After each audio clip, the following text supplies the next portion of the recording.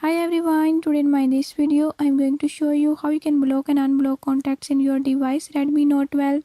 In this device Redmi Note 12, I'll tell you a few tips and tricks that you can use to do it. Before I start, if you are new to my channel, don't forget to subscribe and press bell icon.